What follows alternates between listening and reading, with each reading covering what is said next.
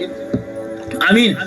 आज हम बात करेंगे उपवास के बारे में। एक सही उपवास बाइबल किस प्रकार बता दे उसको गहराई से सीखेंगे। सबका ध्यान मेरी तरफ रहेगा। आमीन।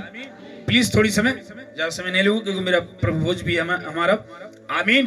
अभी 12:51 हो रहा है तो हम ज्यादा से ज्यादा 1:10 में खत्म करेंगे ताकि हम प्रभु भोज भी शांतिपूर्वक ले सकें। ओके आमीन।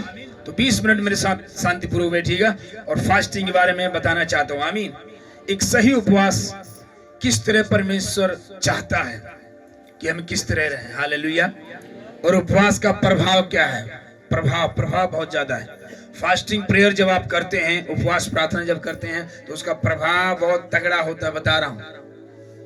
हालेलुया।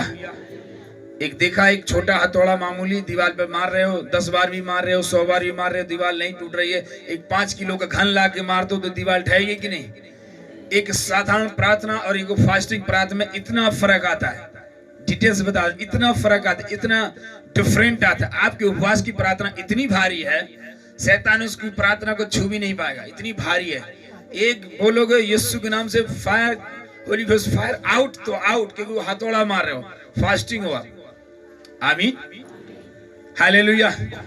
एस्तेर 3 दिन की उपवास रखी थी राजा को मन को बदलने के लिए, राजा की राजगद्दी को बदलने के लिए। और 3 दिन का उपवास थी। उन्होंने कहा 3 दिन कोई ना खाएगा ना पिएगा, 3 दिन उपवास रहेगा, तब इस राजा के सामने जाएंगे। देखो परमेश्वर किस तरह मन बदलेगा। तो उपवास 3 दिन रही, ना कुछ खाई ना पिए, सब सेना के साथ, अपनी सहेलियों के साथ, अपने चाचा मुर्दे के साथ गई राजा हमान के पास। राजा हमान ऐसे लोगों को था, विश्वासी लोगों को मारता था, प्रभु के दासों को बलि करता था। लेकिन जब वो जाते हैं उपवास के साथ, वो इस तरह प्रभु ने मन बदला कि रानी से बोलने लगा, स्थिर से बोलने लगा, बोल तू क्या मांगते मैं तेरे लिए करूं। तो राजा से बोला, मैं जो मांगू क्या तू देगा क्या? हाँ देगा। ये है कि मेरे लोगों को छोड़ दे, मेरे लोगों को कभी तू नाश नहीं करेगा, ना ही मेरे लोगों को तू नुकसान पहुंचाएगा, ये मेरे लोग हैं। और ऐसा मन बदला कि उसको बैठते बैठते कुर्सी लगा दी कि आप वहां का बैठे जी, यहाँ पर बैठिए स्थिर जी। और वो रानी का पद वहां पर राजा ने अपना सिंहासन छोड़ दिया, अपनी टोपी राजा की उतार दिया और उस टोपी को स्थिर को दिया और स्थिर वहां पटरानी बन गई। आमीन। अभी तक राजा का मन नहीं बदल रहा था। प्रार्थना करते रहो, प्रार्थना करते रहो। नीति वचन 21 में लिखा है ना, राजाओं का मन नाली के समान परमेश्वर बदलता है। और उपवास के साथ जब वो प्रार्थना करी मन बदलने के लिए, राजा का अपने आप मन बदला और वो लोगों को जाने दिया। और जो हानि पहुंचाने की कोशिश कर रहे थे कि मुर्दे के को बलिदान करेंगे, षड्यंत्र रचेंगे, वो सब कैंसिल हो गया। ये है उपवास प्रार्थना का रिजल्ट, प्रभावशाली। आमीन। इसलिए बाइबल बताती जब तू उपवास करे, जब तू, यानी आप उपवास वाले विश्वासी नहीं है, उपवास वाले मसीह नहीं है, तो शायद अभी आप उस लेवल में नहीं पहुंचे जिस लेवल में जाना चाहिए। उपवास आपको रखना ही चाहिए, फास्टिंग रखना ही चाहिए आपको। आमीन। हालेलुया। एस्तेर परमेश्वर के साथ साथ चलने वाला, परमेश्वर की बेटी, दानियल परमेश्वर के साथ साथ चलने वाला, लेकिन वो भी आवाज सुनने वाला, वो भी उपवास रहा।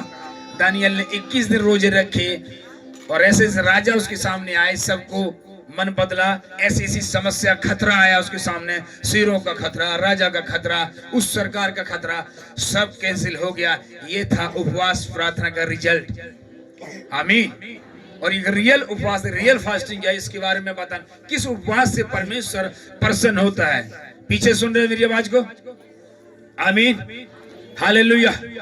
ध्यान सुनिएगा। तो निकालेंगे मेरे साथ यशायाह की किताब 58 अध्याय 58 का पढ़ेंगे और पढ़ के स्टार्ट करेंगे। पढ़िए। हाँ 58 का 3। हाँ राइट, पढ़िए। पेज नंबर 878 पर है। हाँ हालेलुया। पेज नंबर 878 पे 3 है जी। वे कहते हैं क्या कारण है कि हमने तो उपवास रखा। सुनो, क्या कारण है कि हमने उपवास रखा, परंतु तूने इसकी सुध नहीं ली। आमीन। अब यहाँ पर यशायाह 58 का